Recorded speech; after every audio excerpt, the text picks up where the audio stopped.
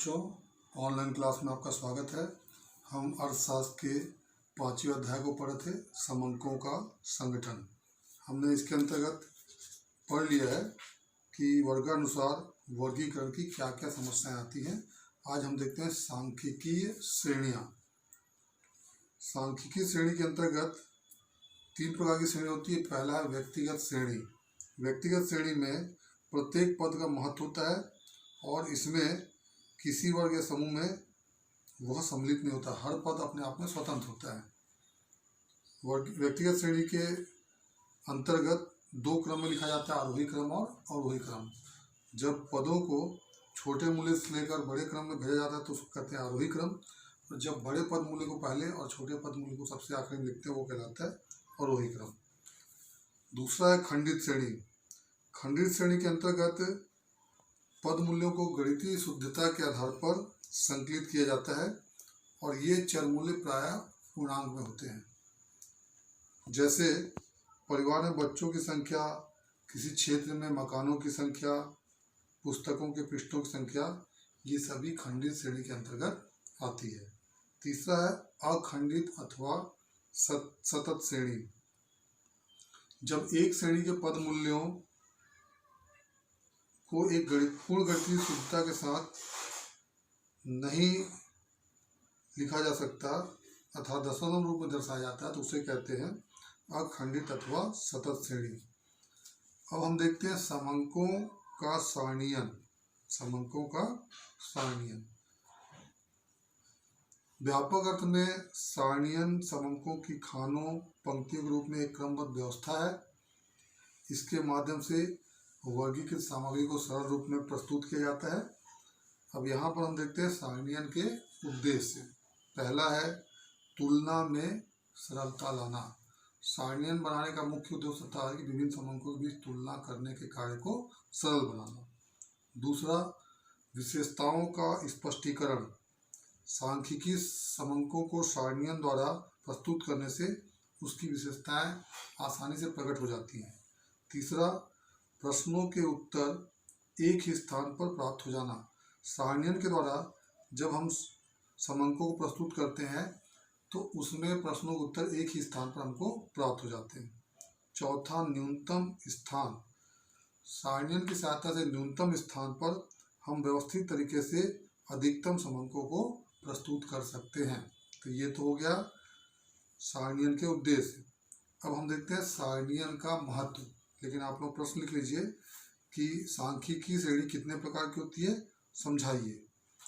तो सांख्यिकीय श्रेणी 3 प्रकार की होती है, व्यक्तिगत श्रेणी, खंडित श्रेणी और अखंडित श्रेणी। अभी दूसरा प्रश्न लिखिए, सारणीयन के प्रमुख उद्देश्य बताइए। अब हम देखते हैं सारणीयन का महत्व। पहला, जटिल तथ्यों को सरल बनाना। सारणीयन के द्वारा हम जटिल तथ्यों को सरल रूप में प्रस्तुत करते हैं। इससे हमें समंकों को समझना आसान हो जाता है। दूसरा, समंकों को एक रूपता प्रदान करना। सारणीयन द्वारा समंकों को अलग अलग वर्गों में बांटा जाता है और उसके अंतर्गत शीर्षक, खाने और पंक्तियां प्रस्तुत की जाती हैं। इससे जटिल जो समंक होते हैं वो एक रूप आने पर सरल हो जाते हैं। तीसरा, समय व स्थान की बचत। सारणीयन के द्वारा समंकों के बीच तुलना करना, उनके विभिन्न शीर्षकों में बांटना, इससे समय और स्थान की बचत होती है। चौथा, तुलना में सहायता प्रदान करना। सारणीयन बनाकर हम समंकों के बीच तुलना करना सरल हो जाता है। और 5वां है सांख्यिकीय निष्कर्ष निकालने में सहायक। सारणीयन के द्वारा हम समंकों के सांख्यिकीय निष्कर्ष को आसानी से निकाल सकते हैं। 6वां है चित्रमय प्रदर्शन। सारणीयन के आधार पर समंकों को दंड चित्र, बिंदु चित्र अथवा रेखा चित्र के द्वारा दर्शाया जा सकता है। तो ये हो गया सारणीयन का महत्व। तो अगला प्रश्न लिख लीजिए आप, सारणीयन के प्रमुख महत्व बताइए। अब हम देखते हैं एक अच्छी सारणी के लक्षण। एक अच्छी सारणी के लक्षण। पहला, उद्देश्य के अनुकूल। एक अच्छी सारणी को उद्देश्य के अनुकूल होना चाहिए ताकि हम सारणी को देखकर उसके उद्देश्य को समझ सकें। दूसरा, सुनियोजित एवं वैज्ञानिक तरीका। एक अच्छी सारणी को सुनियोजित एवं वैज्ञानिक तरीके से निर्मित किया जाना चाहिए, जिससे कि जिस उद्देश्य हम सारणी बना रहे हैं वो उद्देश्य हमारा स्पष्ट हो। तीसरा, उपयुक्त आकार। एक अच्छी सारणी में आकार ना तो बहुत बड़ा हो ना छोटा हो, वो उपयुक्त हो और जितनी जानकारी देनी वो जानकारी पर्याप्त रूप में मिल जाए। चौथा, आकर्षण। एक अच्छी सारणी आकर्षक होनी चाहिए, देखने से सारणी को आकर्षक दिखे। पांचवा, तुलना करना संभव। एक अच्छी सारणी में सांख्यिकी तथ्यों की व्यवस्था इस प्रकार की जानी चाहिए कि उनके बीच तुलना करना सरल हो। छठवां, वैज्ञानिक विधि।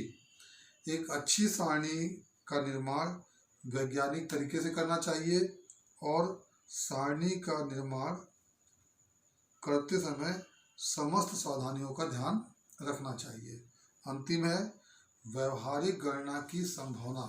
एक अच्छी सारणी में तुलना करने की दृष्टि पर जहां आवश्यक हो सके वहां प्रतिशत, अनुपात आदि का उचित प्रयोग करना चाहिए। तो ये तो हो गया एक अच्छी सारणी के प्रमुख लक्षण। तो लिख लो प्रश्न आप लोग, एक अच्छी सारणी में कौन कौन से लक्षण होने चाहिए। अब हम देखते हैं सारणी के मुख्य भाग एवं सारणियन के सामान्य नियम। सारणियों के मुख्य भाग एवं सारणियन के सामान्य नियम। तो एक अच्छी सारणी में जो प्रमुख भाग है या उसके जो सामान्य नियम है इस प्रकार है। पहला, सारणी की संख्या। इसके अंतर्गत सबसे ऊपर सारणी की संख्या लिखी जाती है। सारणी की संख्या दी जाने से उसकी पहचान करना सरल हो जाता है। दूसरा है सारणी का शीर्षक। हम जो उद्देश्य को लेकर, जिस विषय को लेकर सारणी का निर्माण कर रहे हैं उसके शीर्षक का भी उल्लेख करना चाहिए। तीसरा, उपशीर्षक। इसके अंतर्गत शीर्षकों के सारणी में शीर्षकों के बीच सारणी के उपशीर्षक का भी वर्णन करना चाहिए। चौथा, अनुशीर्षक। सारणी के क्षैतिज पंक्तियों के शीर्षकों को अनुशीर्षक कहा जाता है, जो सारणी एकदम बाईं ओर दिखाए जाते हैं। पांचवा, सारणी का मुख्य भाग।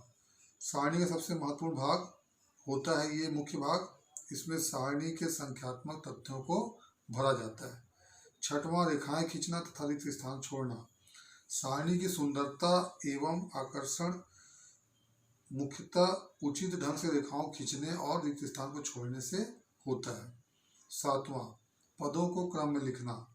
सारणी के ढांचे में खानों एवं पंक्तियों को उचित क्रम में लिखना चाहिए। आठवां, टिप्पणियाँ।